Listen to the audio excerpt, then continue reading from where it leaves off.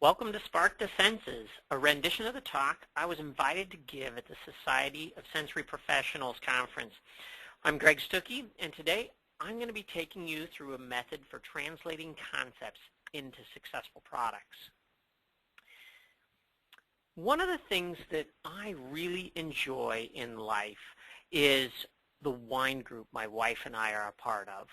Last month, as we arrived, I picked up a glass and I poured myself a nice glass from an appropriately selected bottle. And of course, I took time to swirl it, smell it, taste the wine. And my first impression of this wine was that it could best be described as disgusting. And by the end of the glass, it had become really nasty. Now, the interesting part about this story isn't the wine, but it's the fact that I poured myself another glass. Now today we're going to talk about sparking the senses to go beyond hedonics. And I'm not going to be advocating that everyone go out and start making terrible tasting food or unpleasant products.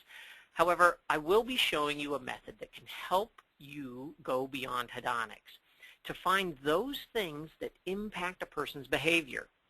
This is going to help you design products to deliver the benefits that people come back for and use your products over and over again.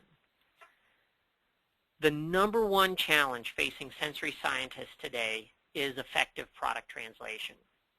It's taking a concept and translating that concept into a product that truly delivers.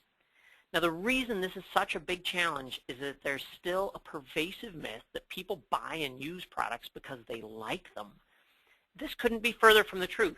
While hedonics are important, when we focus our translations solely on hedonics, we miss the mark, and I'm going to show you why. See, people buy and use products for a specific moment in their life. And in that moment, they have needs that they are using the product to fulfill. In order for the product to fulfill their needs, it must deliver the benefits that they are seeking. Now, the benefits people seek today go beyond just good taste and pleasure. They're comprised of complex constructs such as authentic or fun or comforting. If you're going to develop products with these benefits, you need to identify what it is about a product that signals those benefits.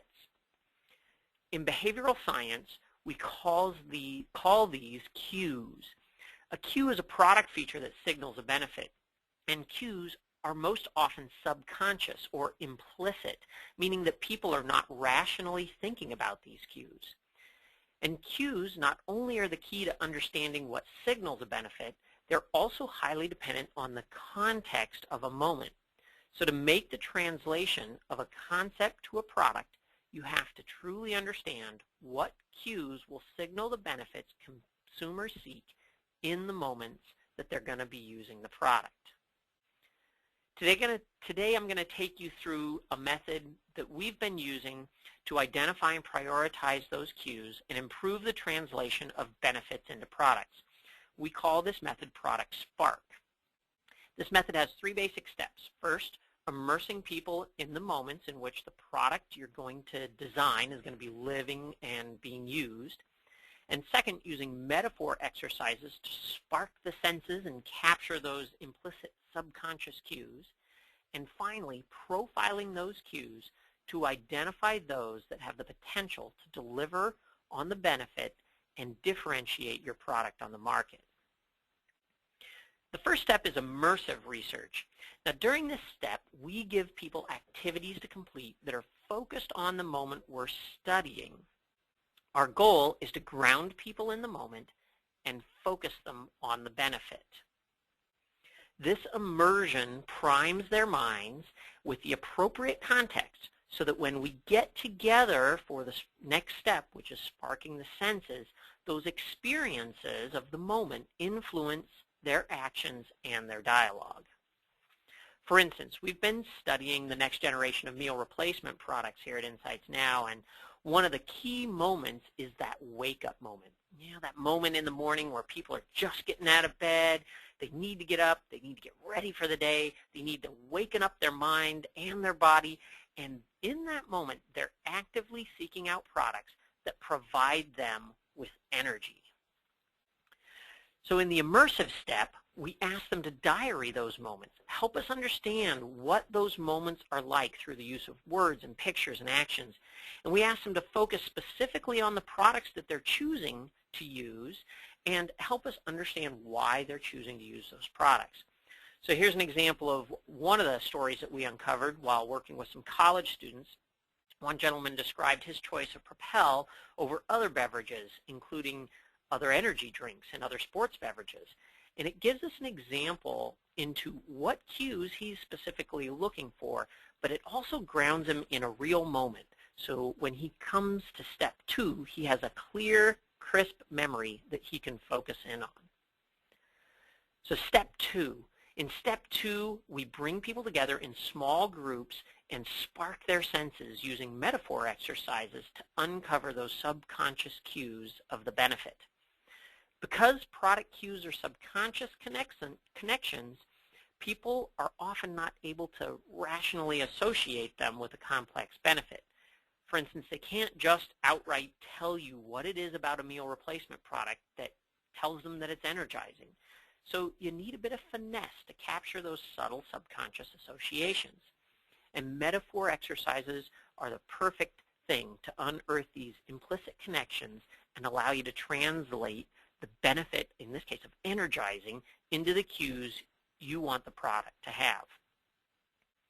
This also allows us to keep the research personalized because every single person is unique in the set of cues that they have, and we can use this research method to identify those different cues of that same benefit.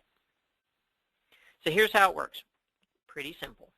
You focus on one sense, one sensory perception at a time. For instance, for sight, we use a deck of cards with a wide variety of pictures. We lay them out. We have people find a picture that shows the benefit and one that does not show the benefit. So for energizing, we told people, find one picture that is energizing and one picture that is not energizing. Then tell us why that picture you chose is energizing and why the other one is not.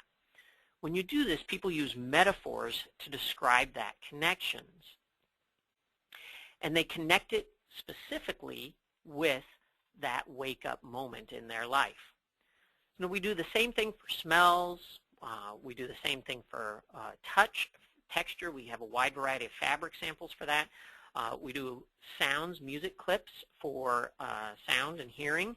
And for taste, we select a set of products that cover a pretty wide space, but all are the products that they would typically use in that wake-up moment. The great thing about this is as we spark their senses, those implicit and subconscious cues make their way to the surface, and they're able to express them through the use of metaphors. Now, after they've immersed themselves in the moment and the benefits and now identified all the cues, then we have each person rate a series of different products in a sequential monadic fashion, and each person uses their own set of unique cues that they elicited during the metaphor exercises. Using their own words, each person gets their own questionnaire.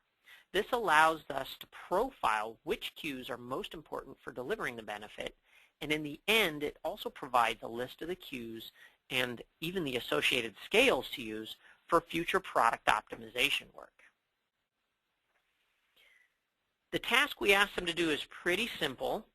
We have them first enter all of their own personal cues into the appropriate category: aromas, textures, tastes, sounds, and we tell them how to use the scale. It's a 10-point scale. It's a degree of fit, from does not fit at all to fits extremely well. So if a person, say, uses the word rough to describe the texture of something that's energizing, they would see the word rough and the reminder that they used it to describe texture of the product.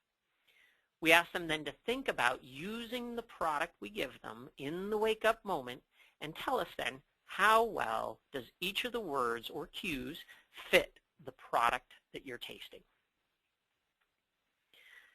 Free association analysis then provides the rigor we need to pinpoint which cues are used to best describe the differences between products, and therefore which cues you need to focus on to deliver an energizing product. For instance, with energizing, we found that a key subconscious cue was one of roughness. It cued a person that there's enough substance there to provide real sustained energy. Now that roughness also was best shown in this example by Cliff Bars, one of the products that we had them taste. And Cliff Bars are heavy and rough, and they cued energizing the best out of all the products we tested. And Slim Fast was on the opposite end. Slim Fast was thin and smooth, and that did not cue energizing very well. So these provide great reference points for product development, as well as a specific list of words that get you ready to test and design prototypes. This method provides direction for translating concepts. It uncovers the array of sensory cues that drive behavior. It focuses product development on the cues that matter most, and it gives marketers consumer-inspired vocabulary for positioning and messaging.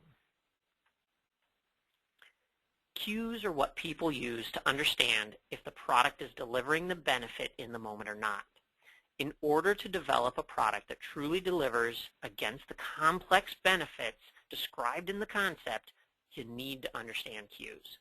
When you get the cues right, you will see that product use behavior will follow because the person is getting the benefit they're seeking. So why did I go back and get another glass of wine that could best be described as disgusting? A wine that I clearly didn't like the aroma or flavor of? Well, it's because I perceived a cue that signaled a benefit that I was seeking. See, in this particular setting, the benefit we are looking for in a wine is uniqueness, something that you just don't encounter very often.